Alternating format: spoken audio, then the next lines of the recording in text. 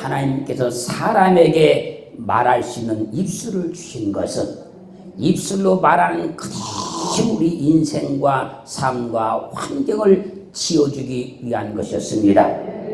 그래서 사람은 입술을 통해서 말한 그대로 삶이 되는 겁니다. 인생이 되는 겁니다. 환경이 되는 거예요. 그러므로 시편 141편 3절 말씀에서 여호와여 내 입 앞에 파수꾼을 세우시고 내 입술의 문을 지키소서.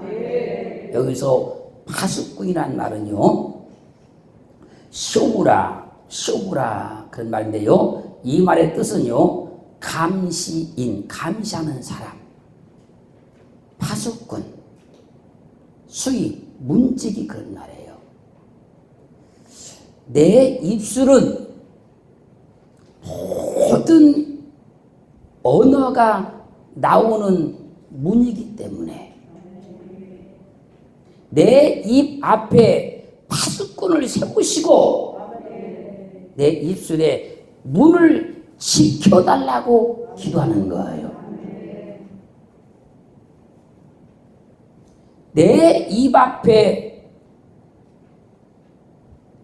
내가 무슨 말을 하려고 하는가 이걸 감시하는 파수꾼이 있어서 이 말은 해도 괜찮아. 그러면 입술을 열어서 말을 하게 해달라는 거예요. 이 말은 하면 안 돼. 그럼 파수꾼이 입술을 열지 못하도록 딱 입술을 지켜달라는 거예요. 내 입 앞에 입술을 지키는 파수꾼이 없으면 내가 하고 싶은 말을 절제하지 못하고 막 하게 된다는 거예요. 우리는 입술을 통해 복을 받으려면 시편 141편 기자와 같이 내 입 앞에 파수꾼을 세우시고 내 입에 문을 지켜주옵소서 기도를 해야 되는 거예요.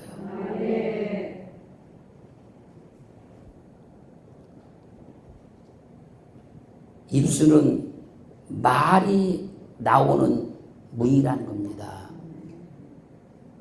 입술은 말이 나오는 문이기 때문에 아무리 내 속에서 어떤 말을 하고 싶어도 입술이 열리지 않으면 말이 나오지 못하는 거예요.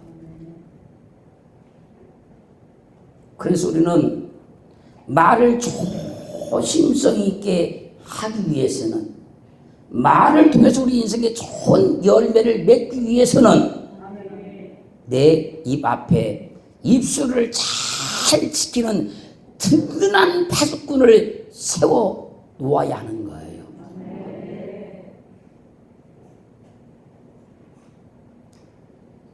궁궐 문 앞에 파수꾼을 세워 놓는 것은요, 아무나 마음대로 궁궐을 들락날락하지 못하게 하려고 궁궐 앞에 파수꾼을 세워 놓는 거예요.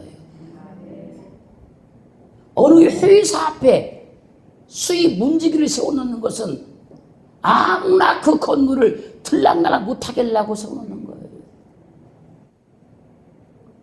마찬가지로 내 입 앞에 파수꾼을 세워 놓아야 하는 것은 내 마음대로 아무 말이나 함부로 하지 못하게 하려고 파수꾼을 세워 놓는 거예요.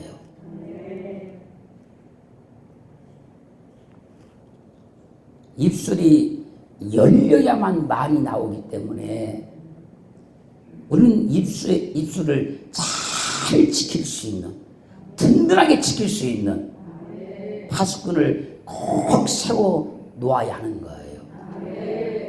그 사람의 눈으로는 보이지 않지만 어떤 사람과 대화를 하다 보면, 아니 그 사람과 오랜 관계를 갖다 보면 저 사람은 입에다 파수꾼을 세운 사람이다, 이걸 알 수 있고요. 저 사람은 파수꾼이 입에 없구나라는 걸 알 수 있어요.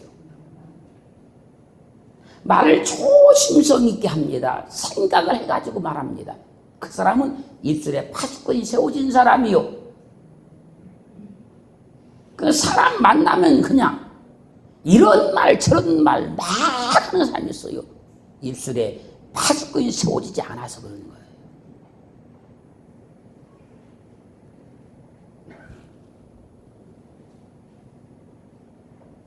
입이 열려만 말이 나옵니다. 그렇게 우리는 입에 파수꾼을 든든히 세워서 입술을 열어야 할 때 입을 열고 입술을 닫아야 할 때는 닫아야 하는 거예요. 문지기를 세웠고 파수꾼을 세웠을 때 그 파수꾼이 문을 절대 안 여는 게 아닙니다. 열어야 될 때는 열어주는 겁니다. 닫을 때는 닫아주는 거예요. 우리 입술에 파수꾼이 세워지면 그렇다는 거예요. 사랑하는 성도 여러분, 우리는 주님께 믿음을 통해서 좋은 입술을 받은 거예요. 주님 주신 하늘의 은혜를 통해서 복된 입술을 받은 거예요. 그 입술을 잘만 사용하면 우리 인생과 삶은 복되게 돼 있어요.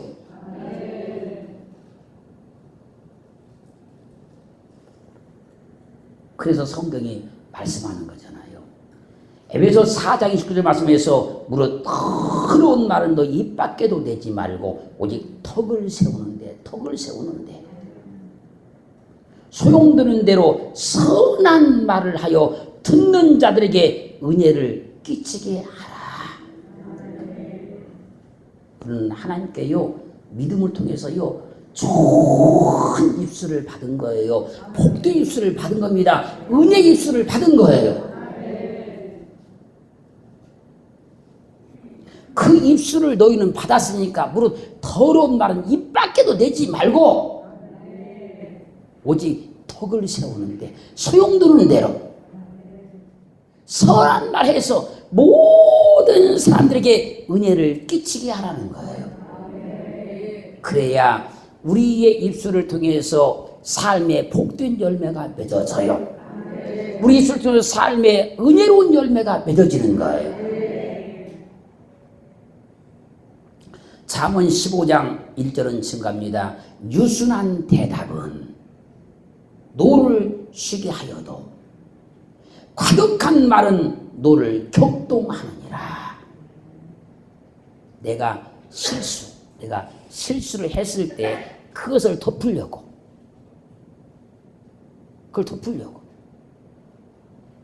막 화를 내면서 말하지 말고 유순하게 대답을 해야지 그 분노가 쉬게 된다는 거예요. 근데 자기가 잘못해놓고 막 더 화를 내는 사람이 있어요. 막 더 큰 소리 치는 사람이 막 있어요. 어떤 관계 속에서요, 어떤 자잘못을 떠나서요, 그 일 가지고 막 떠드는 사람이 있죠. 그 사람이 잘못한 사람이에요. 그걸 덮으려고 하는 거예요. 덮으려고. 부부간에도요, 어떤 일이 있는데 막 시작하자마자 막 큰 소리 치고 하는 사람 있죠. 그거요, 그 사람이 잘못한 사람이에요. 내가 다 알아요. 나도 해봤으니까요.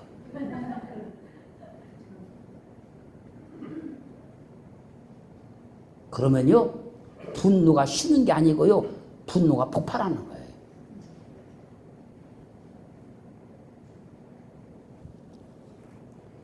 내가 실수해놓고 그걸 덮으려고 막 큰 소리 친다는 거예요. 과격하게.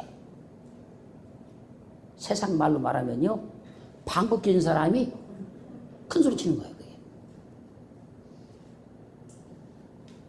그러면요, 분노를 격동하게 만든다는 거예요. 잘잘못을 떠나서 어떤 말이든지 대답은 유순하게 해야 되는 거예요. 어떤 말이든지. 예를 들어서 여러분이 자녀를 불렀어요. 그러니까 뭐 딸이 됐든 아들이 됐든 누구야 부르니까 왜 그래요?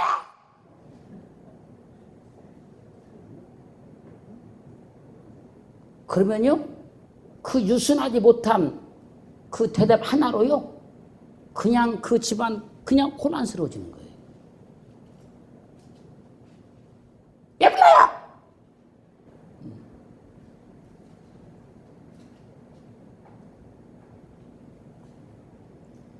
그 과격한 대답은요 노를 격동시키는 거예요. 뭔가 할 말이 있으니까 부른 거 아니에요?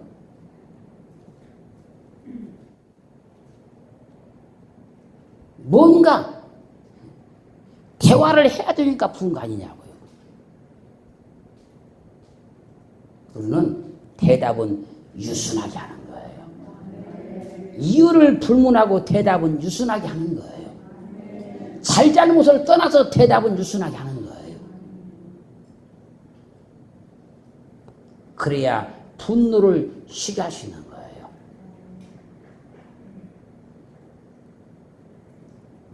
잠언 15장 4절은 증가합니다. 올량한 혀는 곧 생명나무라도 패리한 혀는 마음을 상하게 하느니라. 올량한. 이 말 뜻은요, 마르페. 이 말 뜻은 고침, 치료,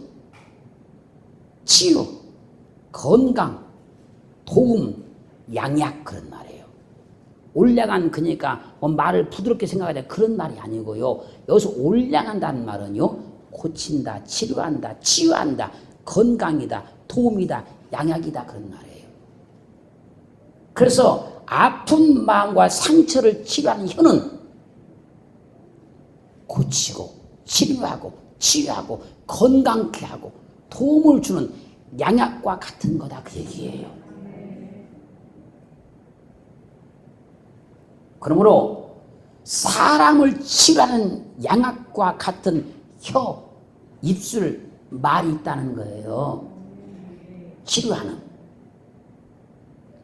사람을 병들게 하고 아프게 하고 괴롭게 하는 혀, 입술, 말도 있다는 얘기예요.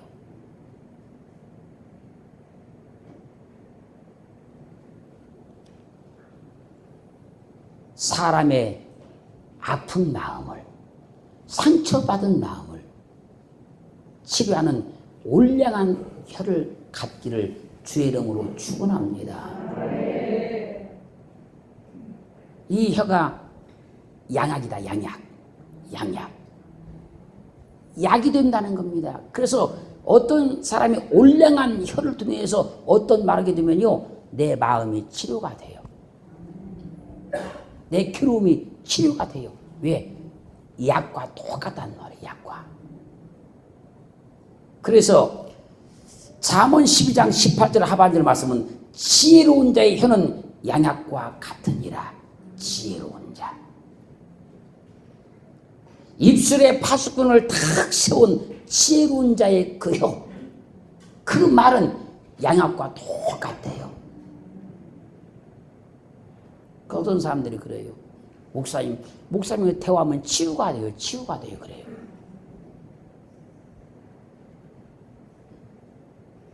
막 절망적이고 괴롭고 어찌할 방법을 모르고 막 고민을 막 가지고 와요. 대화해요.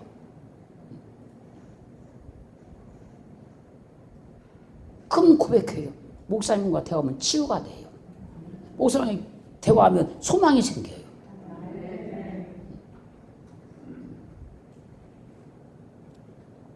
지혜로운 자의 혀는 모든 병을 치료하는 양약과 같아서 지혜로운 자가 지혜롭게 말을 하면요 슬픈 자가 치료를 받는 거예요. 마음 아픈 자가 치료받는 겁니다. 괴로운 자가 치료를 받는 거예요.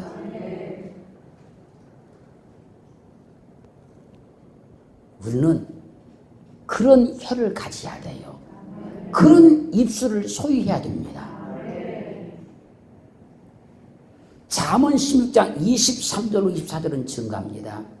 지혜로운 자의 마음은 그 입을 슬기롭게 하고 또 그 입술에 지식을 더하느니라. 선한 말은 꿀송이 같아서 마음에 달고 뼈에 양약이 되느니라. 지혜로운 자의 마음은 그 입을 아주 슬기롭게 해서 꿀송이같이 선한 말을 함으로 그 듣는 사람의 마음이 너무너무 달고 그 말이 뼛속까지 깊이 들어가서 뼈에 양약이 된다는 거예요. 그 말이 살로만 가는 것이 아니라 뼈에도 양약이 된다는 거예요. 어떤 분은 또 마음속으로 그래요. 왜 목사님 또 살 얘기 또 합니까? 요새 살 때문에 고민이 있대.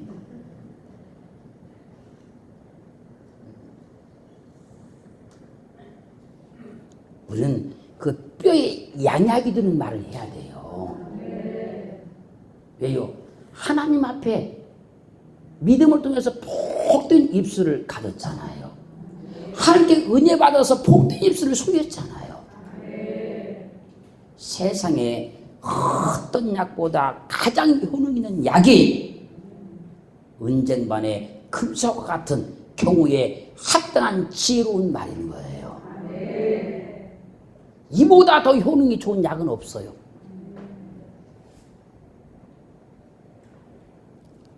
아무리 세상에 좋은 약 따져도요, 입술에 지혜가 왔어요. 그 입술을 통해서 그 나오는 말보다 더 효능이 뛰어난 약은 세상에 존재하지 않아요. 그래서요, 지혜로운 자의 마음은 그 입술을 슬기롭게 해서 듣는 사람의 마음을 즐겁게 하고 기쁘게 하고 행복하게 하는 거예요. 힘들어하는 사람에게 위로가 되는 말이요, 그 사람에게는 꿀송이같이 달게 느껴지는 것이고, 할렐루야, 뼈에 양약이 드는 말이 되는 거예요. 그 사람에게는. 여러분, 배가 아픈 사람에게 배가 낫는 약이 필요하고, 머리가 아픈 사람에게 머리가 낫는 약이 필요한 것이지, 머리 아픈 사람에게 배 낫는 약을 주면 머리가 나아집니까, 여러분? 배가 지금 아픈 사람에게 머리가 낫는 약을 주면 배가 나아집니까, 이게? 그러니까 경우에 합당한 말을 해야 된다는 거예요.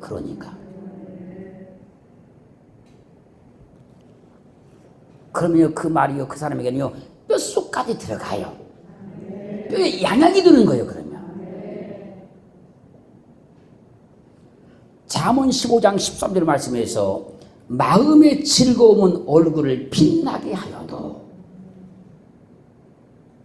마음의 근심은 심령을 상하게 하느니라.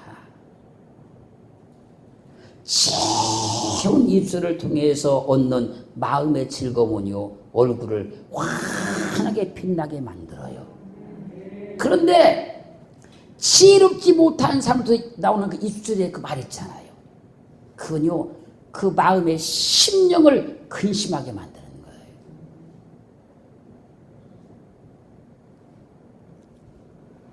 잠언 17장 20절은 증가합니다. 마음의 즐거움은 양약이라도 심령의 근심은 뼈로 마르게 하느니라. 지혜로운 사람이 지혜로운 입술을 가져서 말 한마디 한마디를 해요. 그럼요, 그 사람 마음이 즐거워져요. 그러면 이것이 양약이 된다는 거예요. 양약이. 그래서 아무리 괴롭고 아팠고 슬펐다 할지라도요, 그냥 그 순간에 싹 고침받아요. 여러분, 사람 마음 알아주는 것이 그렇게 어렵고 힘드나요? 사람 마음 알아주는 것이. 그렇게 힘들고 어려운 일 아니잖아요. 그 사람에게 좋은 말 하는 것이 뭐 돈 들어가는 것도 아니고 땀 나는 것도 아니잖아요. 뭐 어려운 일도 아니잖아요, 그런 거.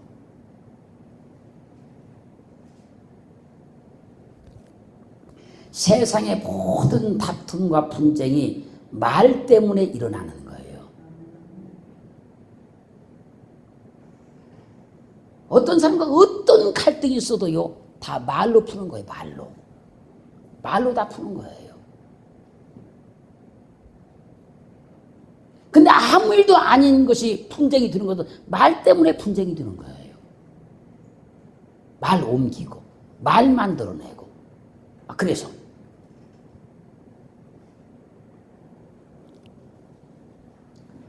상대방의 입장을 전혀 고려하지 않고 자기 생각대로 자기 감정으로 막 하는 말 때문에 갈등이 일어나는 거예요. 그러므로 입술을 조금만 조심성 있게 사용하면 다툼과 분쟁과 갈등은 한순간에 사라지게 되는 거예요.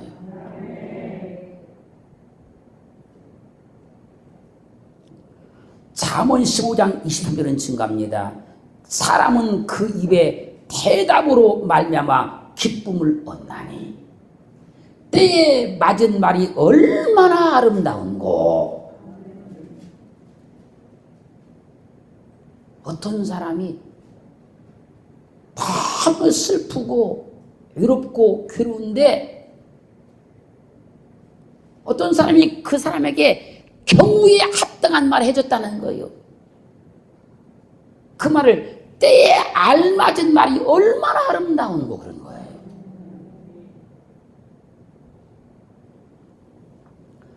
잠언 10장 24절은요. 사람은 입의 열매로 인하여 복록을 족하며 그 손에 행하는 대로 자기가 받느니라.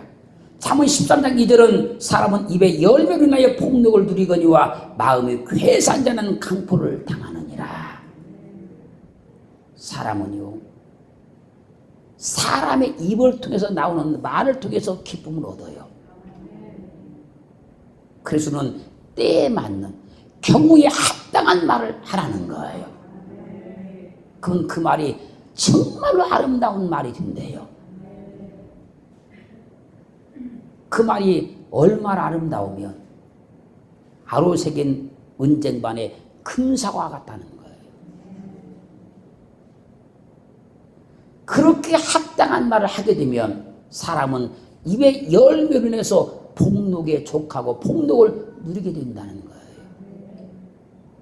사랑하는 성도 여러분, 하나님이 우리 입술에 열매를 지으십니다. 우리 말 한마디 한마디가 우리 인생과 삶에 어떤 열매를 맺을 것인가를 다 결정해 주고 있는 거예요. 우리 모든 인생과 삶에서 아름다운 열매, 복된 열매가 맺어지는 복된 입술을 소유하기를 주의 이름으로 축원합니다. 그래서 우리가 입술에 대해서 전혀 모르고 사니 아무렇게나 함부로 막 움직이던 이 입술에 파수꾼을 든든히 세워서 꼭 필요한 말만, 해야 될 말만, 은혜스러운 말만, 덕이 드는 말만, 사람에게 위로가 되고 소망이 되는 말만, 그래서 복된 열매를 많이 이루기를 주의 이름으로 축원합니다.